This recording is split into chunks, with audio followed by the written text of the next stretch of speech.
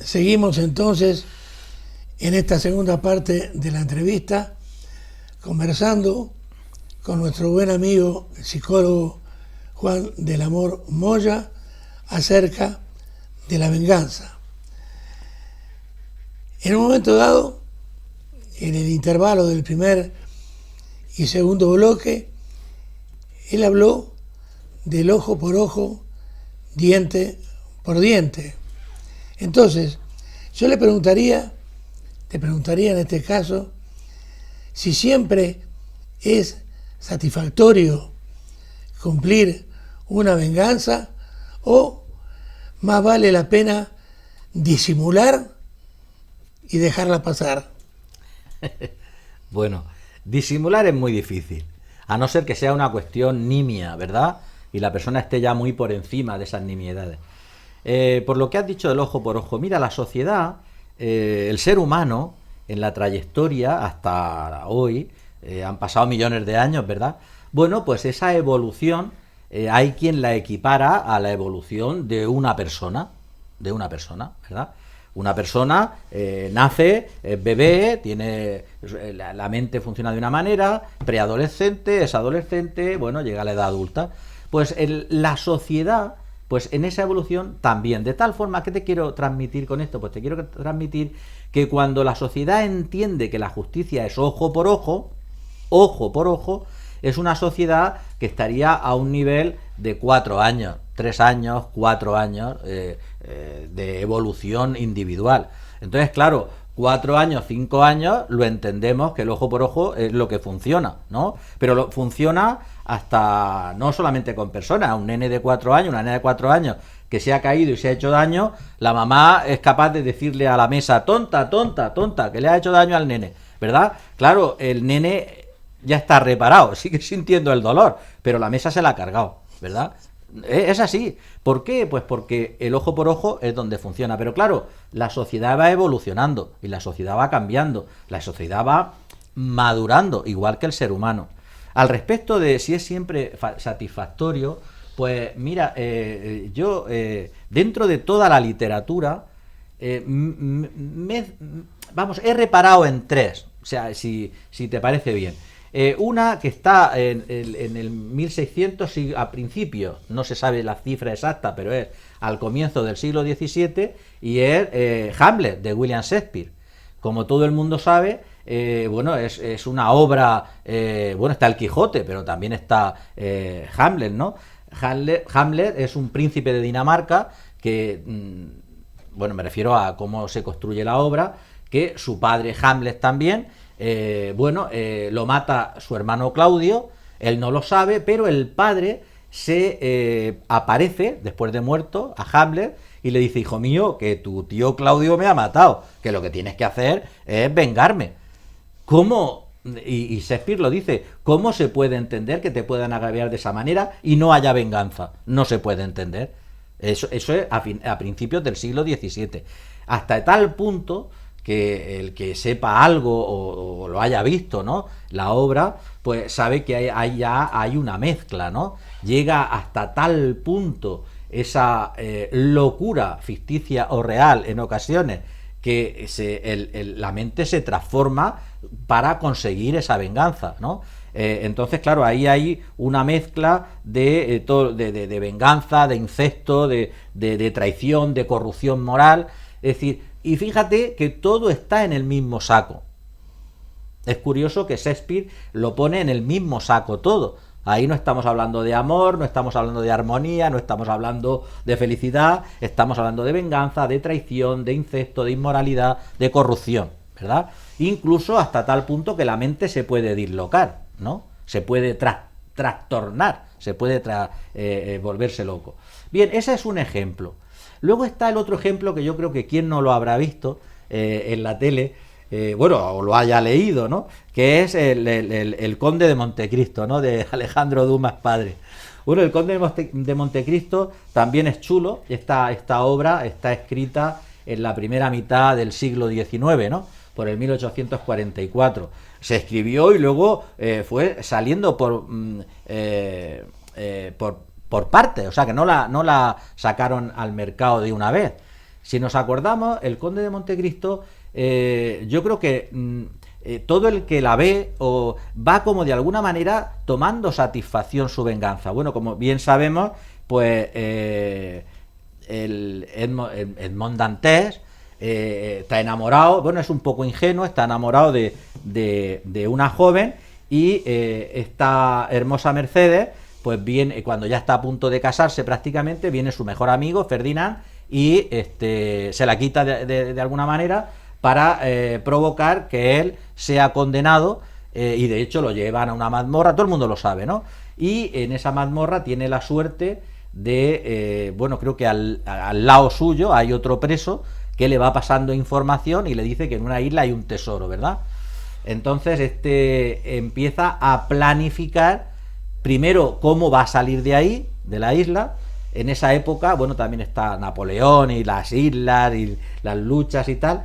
Y si te acuerdas, Milton, pues cuando este compañero de la celda de al lado muere, él se cambia, sabiendo que ese cadáver lo van a tirar al mar. Entonces, claro, él se cambia con la orientación y con el sitio exacto de donde tenía el tesoro, lo tiran al mar, busca el tesoro, y entonces él pertreña lo que es la venganza, no solo de su amigo que le ha quitado la novia, Ferdinand, sino de toda la sociedad que de alguna forma se está en contra de lo que él, de alguna manera, era su intención ingenua de simplemente ser feliz, ¿verdad? Y se pasa prácticamente toda la obra engañando. Al final incluso se vuelve a casar se casa con su amada, pero fíjate lo que es la venganza. No le dice, no es capaz de manifestarse como tal. Es decir, que es verdad que sientes placer porque te estás vengando, y además a los niveles que él se mueve de dinero porque ha encontrado el tesoro, pero no puede darse a conocer, es decir, no puede transmitir para que todo el mundo sepa que realmente los farsantes son los otros, ¿verdad? Bueno, y después hay una obra, pero que es, bueno, es a principios del siglo XX, de La venganza de Don Mendo, de Pedro Muñoz Seca, que no sé si lo habrás oído hablar.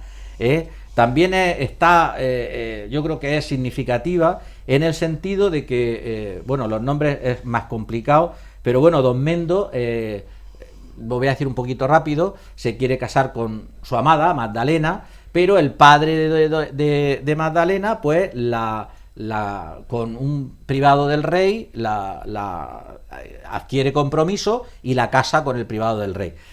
Claro, él de alguna forma pues se ve pues rechazado.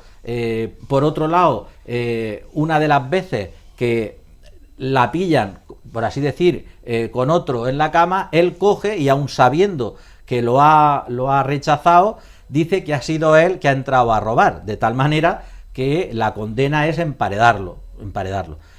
Todo esto es una obra con tintes de humor. Después un amigo suyo lo desempareda, por así decir, y se hace trovador, y al hacerse trovador capta la atención de las muchachas, incluso de su amada. Resumiendo, todo esto al final de la obra, si alguien la ha visto, de La venganza de Don Mendo, se meten todos a una cueva para resolver la situación y mueren todos, excepto el rey, la reina y otro personaje. El rey y la reina no pueden morir. Bueno, ya lo estamos viendo, tienen que seguir siendo reyes. Pero bueno, lo que importa es decir, esa venganza está descontrolada, muere todo el mundo, es decir, no podemos controlar el final, y nos está diciendo que realmente satisfacción en el tiempo no se suele tener. Nos lo dicen estas obras, pero no por obras y ficción, no están sacando y están transmitiendo el sentir de una sociedad, el sentir en cada momento, y el sentir de lo que es la persona en sociedad. La venganza, Juan, en mi concepto, por supuesto, acarrea siempre, en todos los casos, infelicidad, problemas importantes en las personas. Pero a veces la venganza se puede justificar, aunque acarree, reitero, tanto mal en la sociedad. Bueno, pues, en fin, justificar viene de justicia, ¿verdad? Justificar. La raíz de la palabra es la misma. Entonces, venganza no puede ser, no se puede justificar. Estamos hablando a nivel social de justicia, porque tendría que cambiarse, traducirse o seguir el camino de la justicia. Es decir, socialmente, con arreglo a la ley, la venganza no es justificable, porque volveríamos a unos periodos evolutivos del ser humano que, bueno, que no existen en general. Otra cuestión distinta es que algunos grupos o colectivos quieran retrotraernos al pasado, eso ya es distinto. Pero hoy día eso es impensable, me refiero legalmente. Otra cuestión distinta es que la sociedad, bueno, los que la gran mayoría entendamos que la venganza puede ser justificable dependiendo del grado de sadismo o del grado de violencia, ¿verdad? Eso ya es distinto, es decir, cuando se llega a un grado de sadismo o de violencia tal que ni la propia sociedad o los propios colectivos, el propio ser humano lo puede entender. Ahora, si ese grado no se llega, es decir, no es tal, es decir, es una cuestión, que se ve a veces de personas que se vengan, por una situación de pareja, por una situación de, eso al final hasta puede incluso crear cierta satisfacción colectiva. Pero ya te digo, si llega a unos grados de sadismo o de violencia extrema, eso no lo entiende ni el propio ser humano. No se entendería en una sociedad evolucionada, en una sociedad con papeles, nos guste o no. Ahora, por ejemplo, el otro día me pareció curioso, no sé si lo verías tú en la tele, se han puesto de acuerdo para poner sobre el papel en la ONU erradicar por completo el trabajo infantil. ¿Lo viste? ¿No? Pues eso, ahora todo el mundo se ha puesto de acuerdo. Y dices tú, pero bueno, esto es un poco irónico, ¿no? Es decir, ahora en el papel van a poner, pero bueno, ¿eso para qué sirve? Si no hay unos medios para que esas criaturas que están trabajando, porque no solamente salieron en la India, salieron en Sudamérica, salieron en África, salieron en Europa, es decir, críos que trabajan, críos y crías en edad infantil que están trabajando ahí en todo el mundo. Es decir, ¿qué va a hacer el mundo para que eso no ocurra? Pues de momento papeles. Entonces, claro, dices tú, oye, eso ¿hasta dónde llega? Pero lo cierto y verdad, triste o no tristemente, que esta sociedad nos guiamos por papeles. Y estoy hablando de forma simbólica. Es decir, primero tiene que estar en el papel y luego tiene que estar materializarse. Entonces yo creo que en una sociedad al nivel de evolución en el que estamos, es muy difícil entender que la venganza se pueda justificar. Cosa distinta es que se materialice la justicia. También es cierto que vamos bastante por detrás. Es decir, la justicia, si te das cuenta, por ejemplo, en Internet va muy por delante.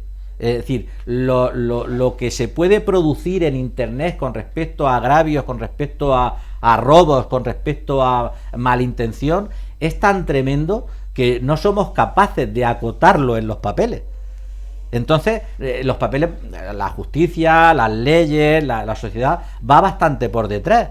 Pero aún así hay que entender que tenemos que darnos unas mínimas normas en las cuales movernos, porque si no, entonces ya sería para, darnos una pistola a cada uno y que cada uno se defienda. Y eso no está ni bien visto ni permitido en una sociedad, vamos a llamarle avanzada, ¿no?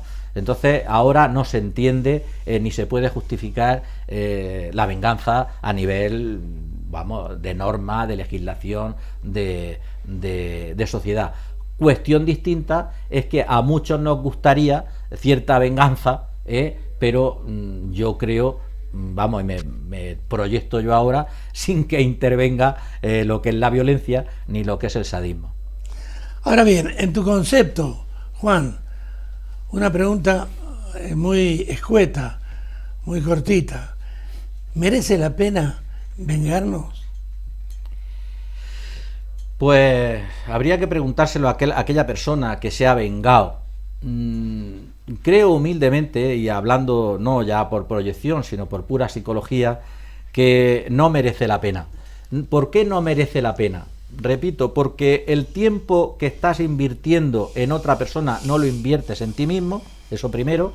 Segundo, porque la satisfacción final que vas a sentir es muy cortita en el tiempo, no te vas a sentir feliz el resto de tu vida por haberte vengado, y porque realmente lo que estás ahí es trabajando sobre empobrecimiento mayor de tu autoestima.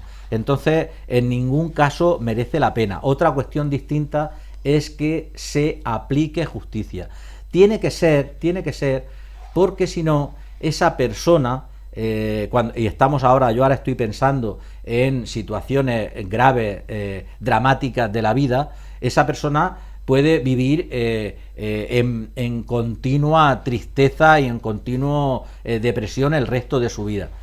Hay cuestiones, lo hablábamos, en el intermedio, ¿verdad?, de situaciones que se han dado, de padres de que han sufrido el drama de la pérdida de manera violenta de algún hijo o de alguna hija, y que se ha dado el caso incluso de que se ha encontrado al culpable y se le ha aplicado la ley en su máxima expresión, y siempre esa madre o ese padre que sale al final, que puede tener satisfacción, entre comillas, por la aplicación de la ley, repito, en su máxima expresión, porque imagínate que le ha podido sentenciar con la prisión permanente revisable, aún así, siempre suelen manifestar, porque es que lo sienten y porque es la verdad. Sí, eso está bien, está muy bien, pero ¿quién me trae a mí, quién me resucita, quién me devuelve a mi hijo o a mi hija? Es decir, hay situaciones que son irreparables, que por siempre jamás, y eso ni con venganza ni con justicia se puede resarcir, pero aún así conviene que se aplique, porque se han dado casos, ahora estoy pensando, creo que hay un caso en España de que no han encontrado ni siquiera el cuerpo, no quiero equivocarme, pero por eso no digo el nombre, que es una muchacha, y claro, yo lo hablábamos, y no, en ese sentido no soy yo el único, te ha pasado a ti, lo han comentado los realizadores.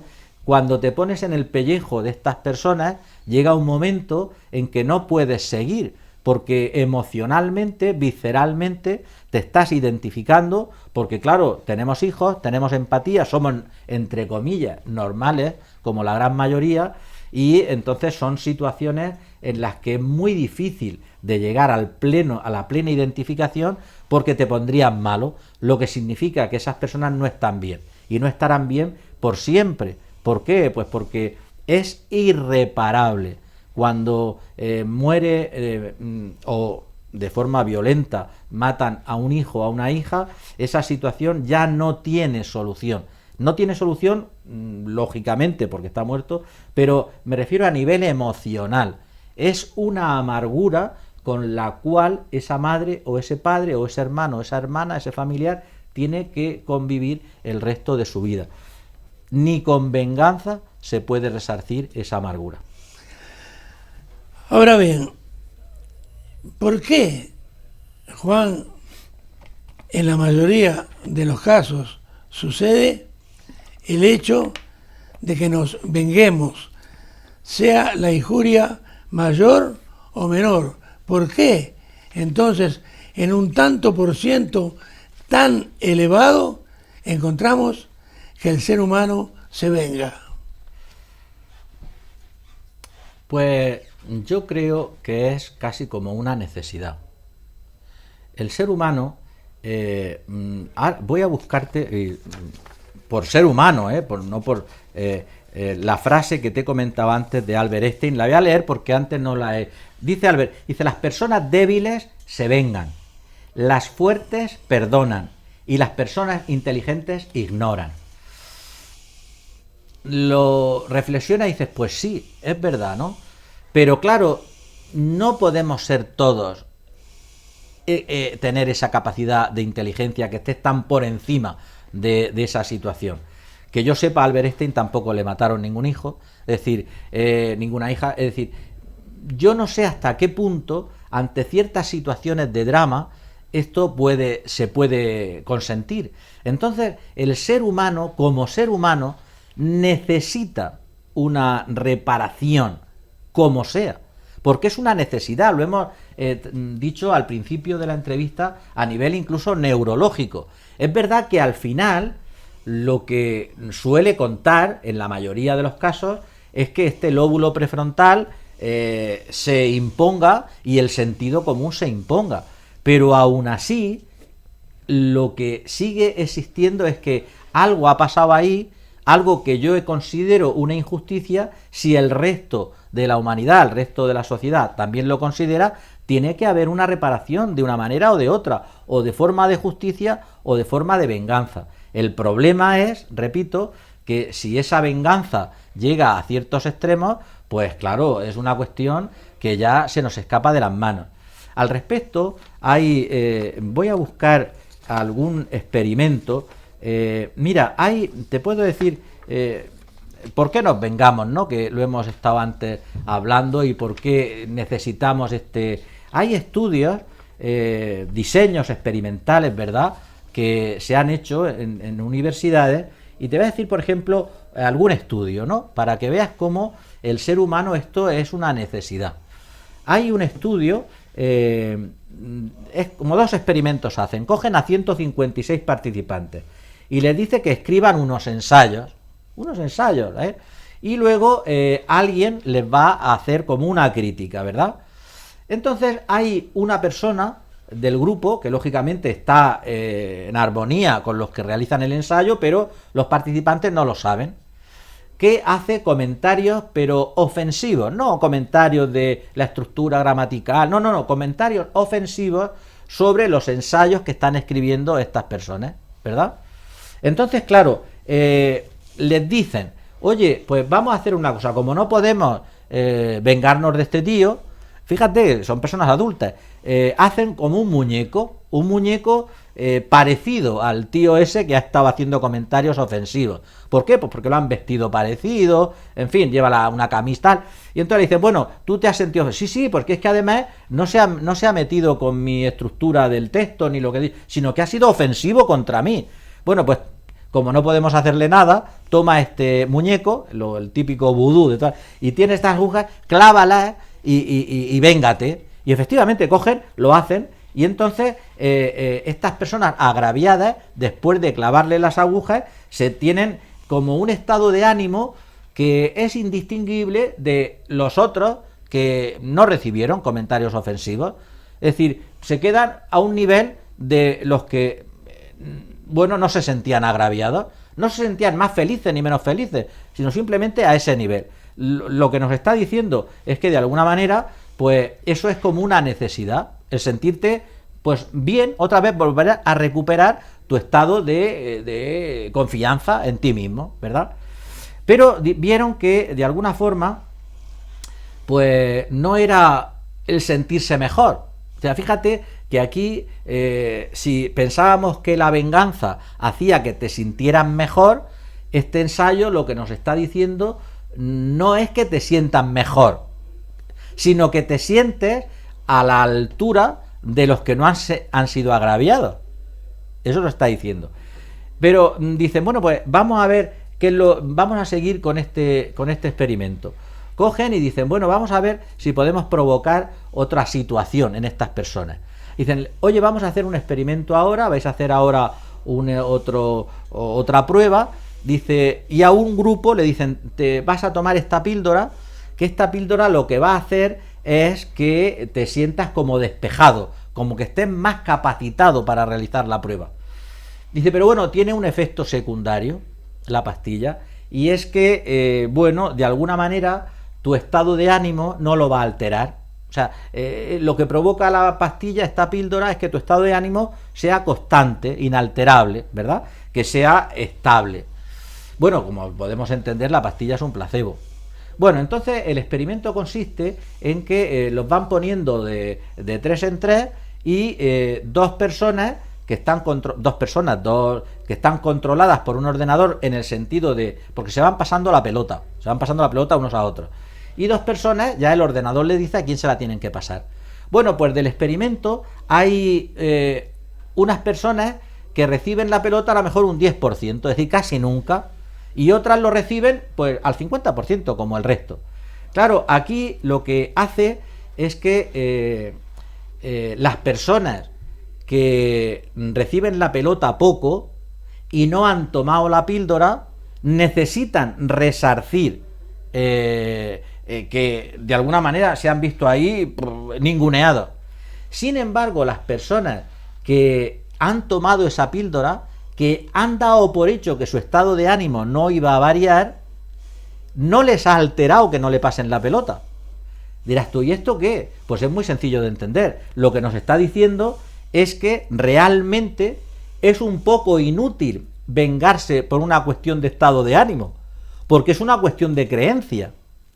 ¿Te das cuenta? Claro. Es decir, si yo soy capaz de autoconvencerme que mi estado de ánimo no depende de las actuaciones del otro, yo mismo soy capaz de mantener mi estado de ánimo estable sin que me afecte el hecho de tener que vengarme. No necesito, si a mí no me ha alterado el estado de ánimo. Luego nos damos cuenta, Milton, en base a ciertos experimentos, que realmente es como uno se lo plantee, es decir, es como uno lo vivencie. Es decir, la famosa máxima que alguna vez te he traído yo aquí, sacada de un curso de milagros, es decir, nada externo a ti te puede hacer daño, nada excepto tus propios pensamientos. Luego, lo que estamos demostrando en base a experimentos y en base a la vida es que son mis pensamientos, soy yo quien realmente está alterando mi percepción de la situación. Claro, Einstein le llama inteligente, pero cualquiera le puede llamar esas personas que son capaces de entender que soy yo el que con mis pensamientos soy capaz de alterar, de transformar lo que es mi propia realidad. Y si nos damos cuenta que varias personas ante los mismos acontecimientos no responden igual, responden de distinta manera.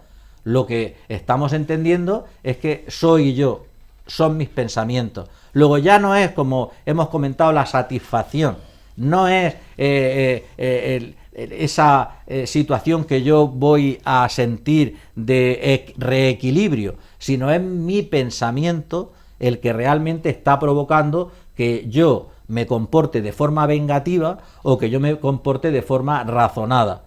Esa es la situación, mi propio pensamiento. Ahora, Juan, hacer justicia o vengarse, ¿es lo mismo o hay diferencias y similitudes entre ambas? Pues en base a todo lo que hemos hablado, yo creo que es fácil entender que la justicia, en cuanto a la aplicación de la ley, hace que todas las personas, sobre el papel, realmente seamos iguales y que a la misma vez estemos en una sociedad mejor, ¿verdad? Es decir, es algo que ya no depende de mí, sino que depende de unas reglas que socialmente nos hemos dado. Sin embargo, cuando estamos hablando de venganza, lo que estamos hablando es de visceralidad, estamos hablando de odio, estamos hablando de resentimiento y estamos hablando de una cuestión muy particular, es decir, de ese pensamiento que está trastocado y que de alguna manera me hace distinto al resto. Luego esa es la gran diferencia. Justicia es trato entre iguales, es una sociedad equilibrada, una sociedad que se da leyes. Venganza es visceral, es particular, es odio, es resentimiento. ¿Cómo alcanzás como psicólogo a saber si una persona es o no vengativa? Pues, sí, sí. No es muy difícil, ¿eh? No es muy difícil. Hay personas que lo podemos, vamos, detectar porque, bueno, unas veces trabajamos con ellas, otras veces las conocemos, en fin. Hay como un perfil y estamos hablando de personas vengativas, de personas que razonan poco, de personas más bien impulsivas, de personas que, bueno, que con el paso del tiempo incluso carecen de amistades, de amigos. Bueno, es una persona que en principio tú le detectas una falta total de empatía. Empatía sabemos lo que significa, ¿eh? Cuando aparece la ira, desaparece lo que es la empatía. Esa persona es incapaz de ponerse en el pellejo de otro. Eso es, para la gran mayoría, nos es muy fácil porque sintonizamos con el sufrimiento, sintonizamos con la alegría, sintonizamos con la otra persona. Esta persona es incapaz, no puede. Esta persona también tiene una pobre capacidad de autoconocimiento. No se conoce a sí mismo, tiene un concepto de sí mismo totalmente distorsionado. Así como distorsiona cualquier situación de la realidad, cualquier situación que tenga relación consigo mismo, también tiene un autoconcepto totalmente distorsionado. Emocionalmente no se conocen. También tienen una mala gestión emocional. No gestionan bien las emociones, es decir, el umbral de reacción es muy corto, totalmente difuso, porque además todo lo que pasa en torno a ellos. Todo, absolutamente, ¿verdad? Todo el mundo está pensando en ellos, todo lo que se hace es por ellos, normalmente lo malo, ¿verdad? Lo bueno es muy difícil, y entonces, claro, la gestión emocional es muy complicado, no la gestionan bien. Luego son personas que son dueños de la verdad absoluta.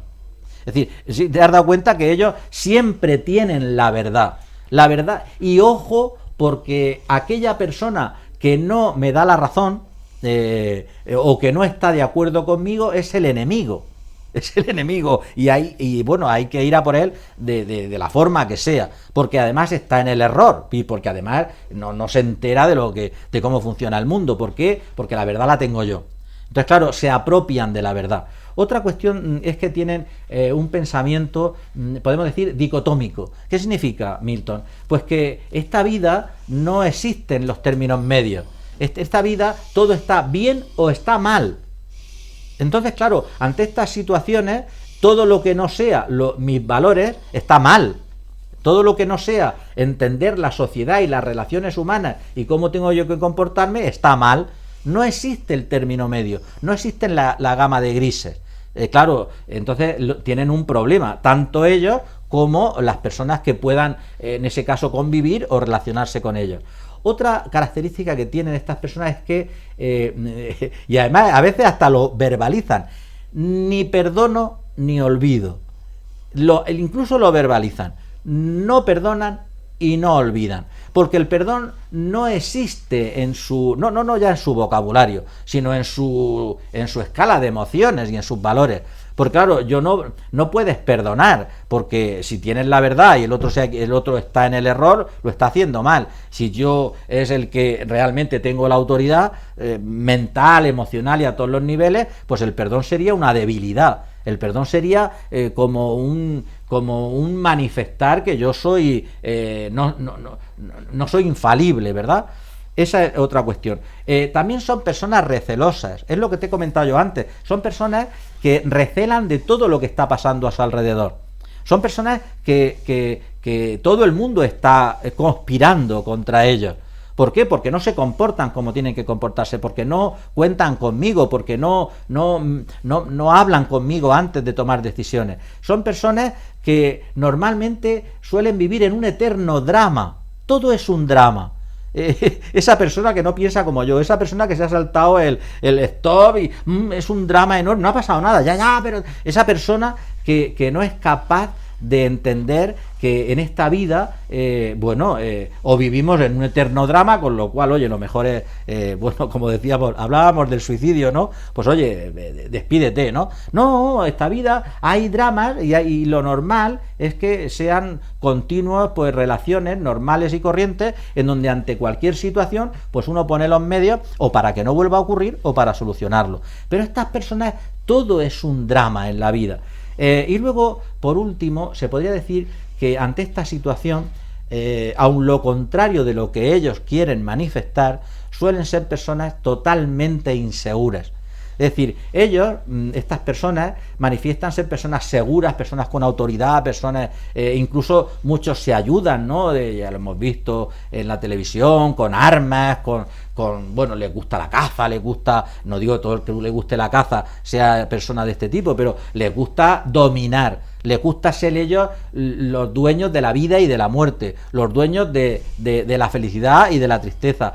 Pero eso significa que tienen inseguridad. Son personas que son dueñas de la pareja. ¿Por qué? Porque son inseguras. No entienden que si la pareja está contigo es porque quiere. Digo yo, vamos, a no ser que sea una necesidad, que también se puede dar el caso.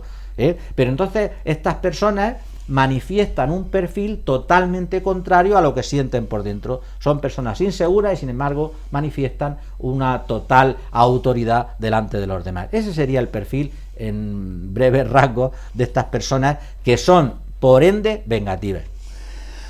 Muy bien, Juan, una última pregunta, porque en un momento dado nombraste la ira. Entonces me dejaste pensando en que la diferencia entre la venganza y la justicia, o el castigo que esa persona impone a alguien, ese castigo, y la venganza, ¿es la ira?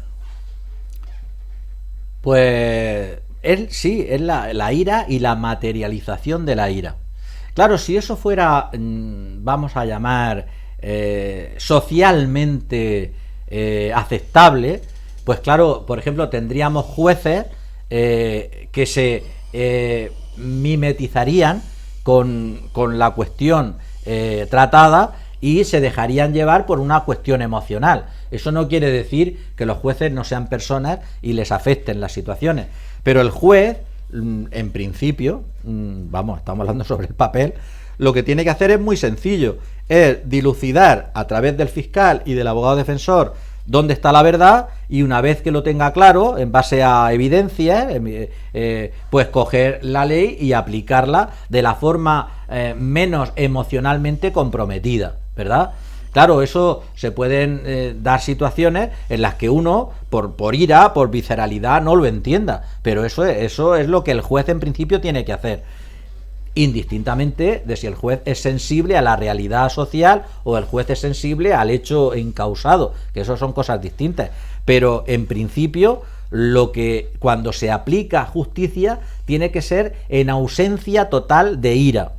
Y al respecto te digo que si te has dado cuenta, cuando existe un drama en la sociedad, por ejemplo, vamos a hablar de la sociedad española, es cuando ciertas personas o colectivos quieren aprovechar para cambiar ciertas leyes, ¿verdad? Es cuando menos se debe de hacer, porque las leyes no pueden estar basadas en una cuestión emocional o una cuestión de ira o una cuestión de irascibilidad, una cuestión de resentimiento, en una cuestión de rencor. Tiene que estar basada en el equilibrio, tanto a la hora de elaborarlo como a la hora de aplicarlo. Esa es la gran diferencia. Entonces, la ira, el resentimiento, al fin y al cabo, la venganza, no puede ser equiparable ni puede ser como, vamos a llamarle, como camino que una sociedad pueda encarar. Muy bien, muchas gracias, Juan. Como siempre te decimos, cada 2 semanas o 3 te queremos a nuestro lado para que entonces, diríamos, culturices tanto a la gente con todos los temas que les traemos cuando viene este psicólogo, al que no le gustan los ditirambos, al que no le gustan que estén hablando siempre acerca de él. Para terminar, yo podría concluir que si uno se venga, uno se está poniendo a la altura de la persona vengativa, mientras que perdonando uno se pone muy por encima de esa persona. Hasta la semana que viene.